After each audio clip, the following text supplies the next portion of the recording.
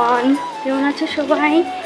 তো আজকে যাচ্ছি একটু বন্ধনের সাথে দেখা করতে, কারণ অনেকদিন পর দেখা হবে, অনেকদিন পর বন্ধন এসছে আর একটু যাচ্ছি ওর সাথে দেখা করতে। তো চলো যাই, সামনে থেকে গিয়ে রিক্সা ধরবো, ওখান থেকে রিক্সা নিব, তারপর চলে যাব জিন্দাবাজার। ওইখানে বন্ধন গাড়ি আছে, ওয়েট করছে আমার জন্য। তো চলো যাই, আর কী কী করলাম তোমাদের সাথে অবশ্যই শেয়ার করবো ভিডিওতে। তো তোমাদেরকে কী করতে হবে পুরো ভিডিওটা দেখতে হবে। এই যে একটা ড্রাইভার দেখছি, দেখে যায় কিনা না, তারপর চলুন চলুন।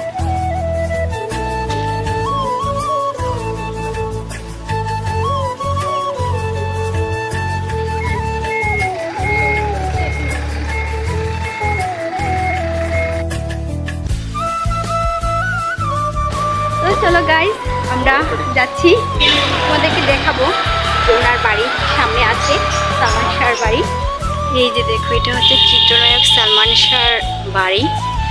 এখানে ঢুকতে দেয় না কাউকে, অবশ্য ঢুকলে হয়তো বা দেখতে পারতাম। চলো। A few inches later.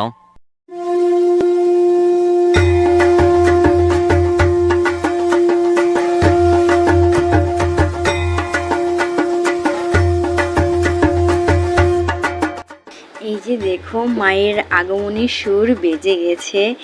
আসলে এদিক দিয়ে যাচ্ছিলাম আর দেখি এখানে অনেকগুলো মূর্তি বানানো হচ্ছে, সামনেই তো পুজো।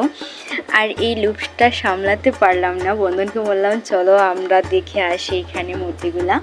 তো এই যে মূর্তি দেখলাম। 15 minutes later. মায়ের প্রতিমা দেখে তারপর চলে গেছিলাম একটু হালকা ফুলকা নাস্তা করতে। এই যে দেখো, আর বাইরে এত বেশি গরম ছিল যে গিয়ে প্রথমে লস্যি অর্ডার করলাম, তারপর অর্ডার করলাম চিকেন চাপ আর নান। চিকেন চাপটা মোটামুটি ছিল, একটু ক্রাঞ্চি বেশি ছিল। এই যে দেখো খাচ্ছি। তারপর সবাই একটু প্লেন চেঞ্জ করে ফেললাম, বললাম যে চলো একটু এয়ারপোর্ট থেকে ঘুরে আসি। তো বন্ধন বললো চলো ঘুরে আসি।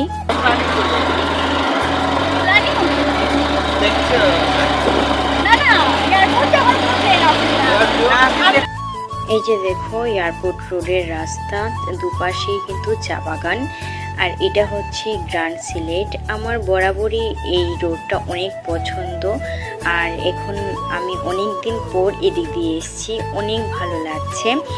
আর এই এয়ারপোর্টের রাস্তাটা না একদম নিট অ্যান্ড ক্লিন। এই যে দেখো, রাহুল দা বন্ধন এখানে হাঁটছে। ওর পরিবেশটা ভালোই লাগছে, এয়ারপোর্ট যাচ্ছি। আর এই যে পুতুরা যাচ্ছে, হাঁটছে, আর এখানে রাহুল দা, এটা হচ্ছে পুতু, এটা হচ্ছে রাহুল দা। এটা অনেক ভালো লাগছে, আসলে অনেকদিন পর এরকম ঘুরতে বেরিয়েছি। এখানে আমি বন্ধন আর রাহুল দাকে কয়েকটা ছবি তুলে দিচ্ছিলাম, তারপর চলে গেছিলাম একটা টি স্টলে একদম রাস্তার পাশেই। ওইখানে কিছুক্ষণ বসেছিলাম, আমরা একটু গল্প গুজব করেছিলাম, চা খেয়েছিলাম সবাই। ওই দেখো ভিডিওতে করতে ফাটা দেখা